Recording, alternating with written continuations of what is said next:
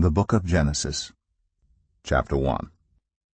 In the beginning God created the heavens and the earth. Now the earth was formless and empty. Darkness was over the surface of the deep, and the Spirit of God was hovering over the waters. And God said, "Let there be light." And there was light. God saw that the light was good, and he separated the light from the darkness. God called the light day, and the darkness he called night.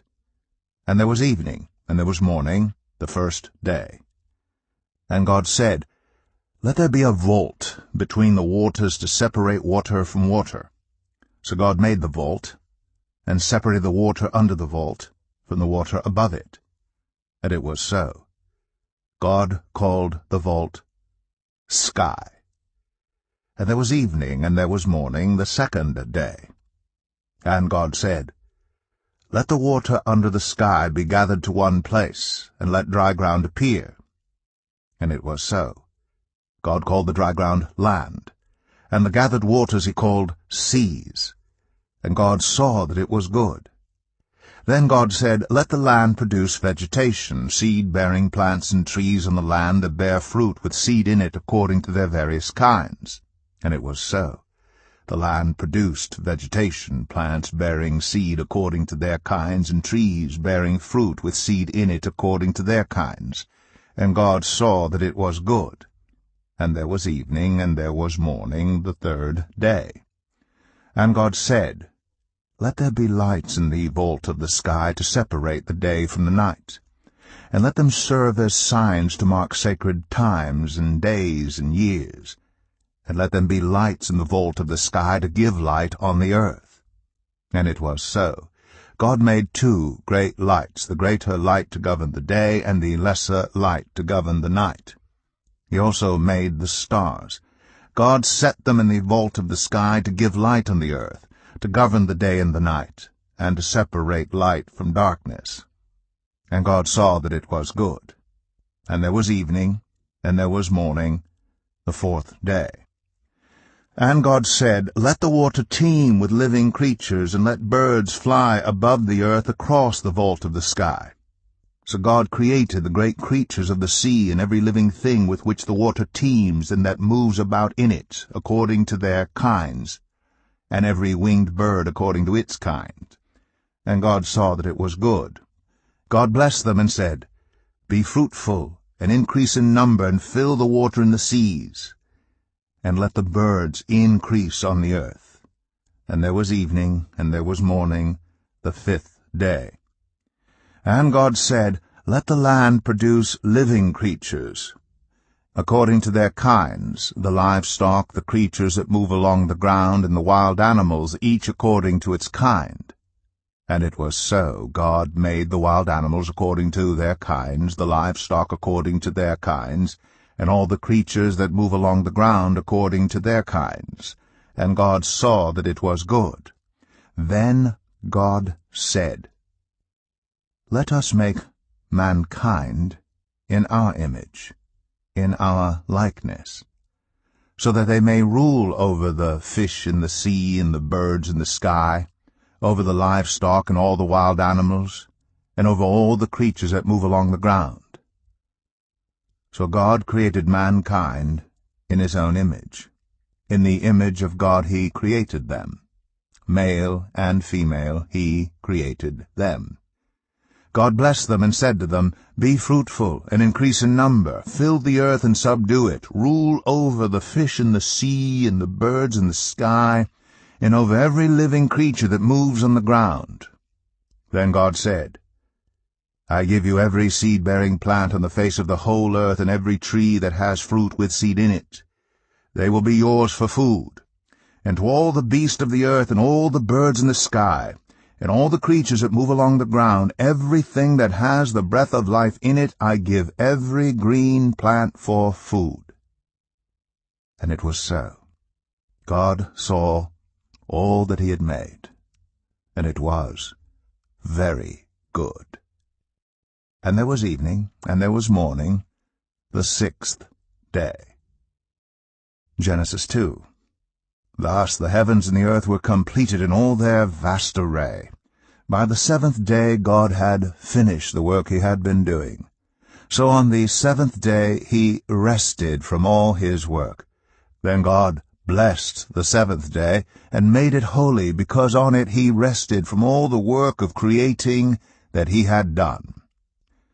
This is the account of the heavens and the earth when they were created, when the Lord God made the earth and the heavens. Now no shrub had yet appeared on the earth, and no plant had yet sprung up, for the Lord God had not sent rain on the earth, and there was no one to work the ground. But streams came up from the earth and watered the whole surface of the ground. Then the Lord God formed a man from the dust of the ground, and breathed into his nostrils the breath of life, and the man became a living being. Now the Lord God had planted a garden in the east, in Eden, and there he put the man he had formed.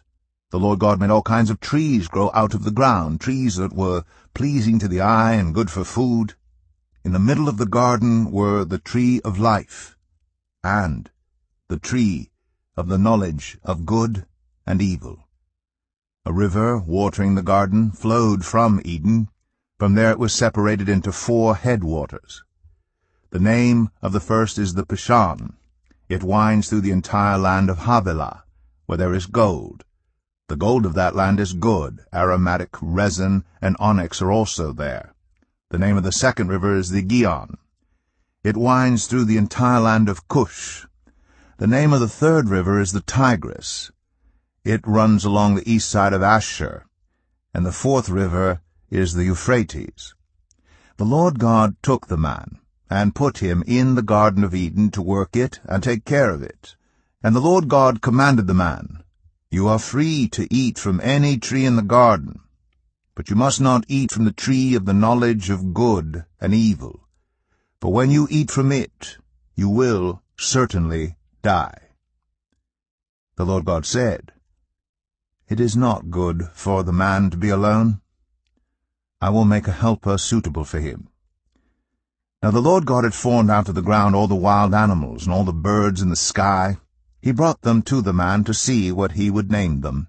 And whatever the man called each living creature, that was its name.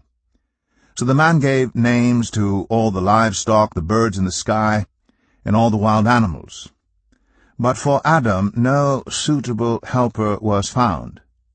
So the Lord God caused the man to fall into a deep sleep, and while he was sleeping he took one of the man's ribs and then closed up the place with flesh. Then the Lord God made a woman from the rib he had taken out of the man, and he brought her to the man. The man said, "This is now bone of my bones and flesh of my flesh.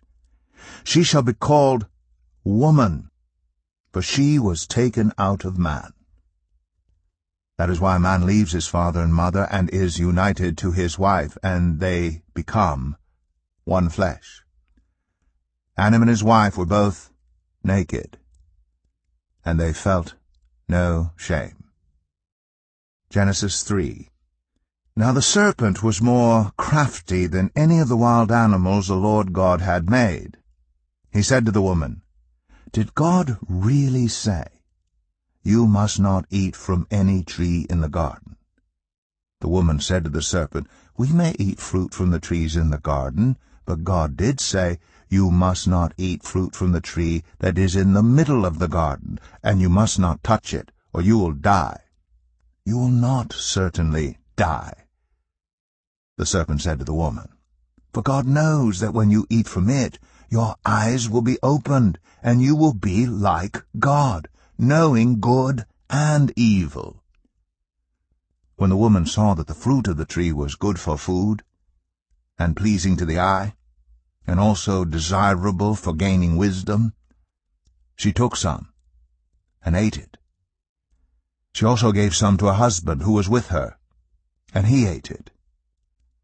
Then the eyes of both of them were opened, and they realized they were naked. So they sewed fig leaves together and made coverings for themselves. Then the man and his wife heard the sound of the Lord God as he was walking in the garden in the cool of the day, and they hid from the Lord God among the trees of the garden. But the Lord God called to the man, "Where are you?" He answered, "I heard you in the garden, and I was afraid because I was naked, so I hid." And he said, "Who told you that you were naked? Have you eaten from the tree that I commanded you not to eat from?" The man said, "The woman you put here with me, she gave me some fruit from the tree, and I ate it."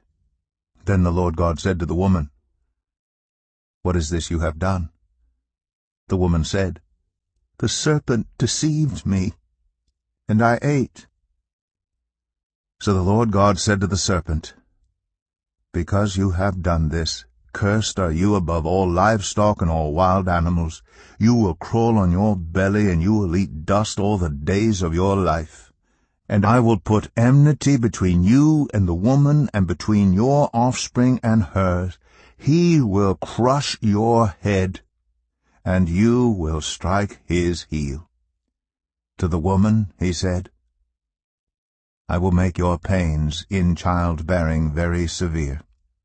With painful labor you will give birth to children. Your desire will be for your husband, and he will rule over you." To Adam he said, "Because you listened to your wife and ate fruit from the tree about which I commanded you, you must not eat from it. Cursed is the ground because of you. Through painful toil you will eat food from it all the days of your life. It will produce thorns and thistles for you, and you will eat the plants of the field. By the sweat of your brow you will eat your food until you return to the ground, since from it you were taken. For dust you are, and to dust you will return." Adam named his wife Eve, because she would become the mother of all the living. The Lord God made garments of skin for Adam and his wife, and clothed them. And the Lord God said, "The man has now become like one of us, knowing good and evil. He must not be allowed to reach out his hand and take also from the tree of life and eat and live forever." So the Lord God banished him from the Garden of Eden to work the ground from which he had been taken. After he drove the man out, he placed on the east side of the Garden of Eden cherubim, and a flaming sword flashing back and forth to guard the way to the tree of life. Genesis 4. Adam made love to his wife Eve, and she became pregnant and gave birth to Cain. She said, "With the help of the Lord I have brought forth a man." Later she gave birth to his brother Abel. Now Abel kept flocks, and Cain worked the soil. In the course of time Cain brought some of the fruits of the soil as an offering to the Lord. And Abel also brought an offering, fat portions from some of the firstborn of his flock. The Lord looked with favor on Abel and his offering, but on Cain and his offering he did not look with favor. So Cain was very angry, and his face was downcast. Then the Lord said to Cain, "Why are you angry? Why is your face downcast? If you do what is right, will you not be accepted? But if you do not do what is right, sin is crouching at your door. It desires to have you, but you must rule over it." Now Cain said to his brother Abel, "Let's go out to the field." While they were in the field, Cain attacked his brother Abel and killed him. Then the Lord said to Cain, "Where is your brother Abel?" "I don't know," he replied. "Am I my brother's keeper?" The Lord said, "What have you done? Listen. Your brother's blood cries out to me from the ground. Now you are under a curse and driven from the ground, which opened its mouth to receive your brother's blood from your hand. When you work the ground, it will no longer yield its crops for you. You will be a restless wanderer on the earth." Cain said to the Lord, "My punishment is more than I can bear. Today you are driving me from the land, and I will be hidden from your presence. I will be a restless wanderer on the earth, and whoever finds me will kill me. But the Lord said to him, Not so. Anyone who kills Cain will suffer vengeance 7 times over. Then the Lord put a mark on Cain so that no one who found him would kill him. So Cain went out from the Lord's presence and lived in the land of Nod, east of Eden. Cain made love to his wife, and she became pregnant and gave birth to Enoch. Cain was then building a city, and he named it after his son Enoch. To Enoch was born Irad, and Irad was the father of Mehujael, and Mehujael was the father of Methushael, and Methushael was the father of Lamech. Lamech married 2 women, one named Adah and the other Zillah. Adah gave birth to Jabal. He was the father of those who live in tents and raise livestock. His brother's name was Jubal. He was the father of all who play stringed instruments and pipes. Zillah also had a son, Tubal-Cain, who forged all kinds of tools out of bronze and iron. Tubal-Cain's sister was Naamah. Lamech said to his wives, Adah and Zillah, listen to me. Wives of Lamech, hear my words. I have killed a man for wounding me, a young man for injuring me. If Cain is avenged 7 times, then Lamech 77 times. Adam made love to his wife again, and she gave birth to a son and named him Seth, saying, God has granted me another child in place of Abel, since Cain killed him. Seth also had a son, and he named him Enosh. At that time, people began to call on the name of the Lord. Genesis 5. This is the written account of Adam's family line. When God created mankind, he made them in the likeness of God. He created them male and female and blessed them, and he named them mankind when they were created. When Adam had lived 130 years, he had a son in his own likeness, in his own image, and he named him Seth. After Seth was born, Adam lived 800 years and had other sons and daughters. Altogether, Adam lived a total of 930 years, and then he died. When Seth had lived 105 years, he became the father of Enosh. After he became the father of Enosh, Seth lived 807 years and had other sons and daughters. Altogether, Seth lived a total of 912 years, and then he died. When Enosh had lived 90 years, he became the father of Kenan. After he became the father of Kenan, Enosh lived 815 years and had other sons and daughters. Altogether, Enosh lived a total of 905 years, and then he died. When Kenan had lived 70 years, he became the father of Mahalalel. After he became the father of Mahalalel, Kenan lived 840 years and had other sons and daughters. Altogether, Kenan lived a total of 910 years, and then he died. When Mahalalel had lived 65 years, he became the father of Jared. After he became the father of Jared, Mahalalel lived 830 years and had other sons and daughters. Altogether, Mahalalel lived a total of 895 years, and then he died. When Jared had lived 162 years, he became the father of Enoch. After he became the father of Enoch, Jared lived 800 years and had other sons and daughters. Altogether, Jared lived a total of 962 years, and then he died. When Enoch had lived 65 years, he became the father of Methuselah. After he became the father of Methuselah, Enoch walked faithfully with God 300 years and had other sons and daughters. Altogether, Enoch lived a total of 365 years. Enoch walked faithfully with God. Then he was no more, because God took him away.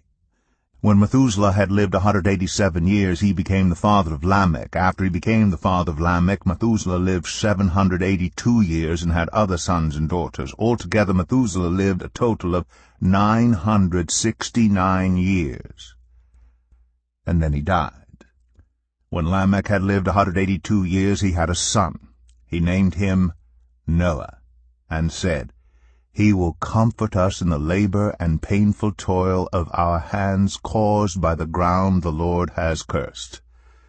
After Noah was born, Lamech lived 595 years and had other sons and daughters. Altogether Lamech lived a total of 777 years, and then he died. After Noah was 500 years old, he became the father of Shem, Ham, and Japheth.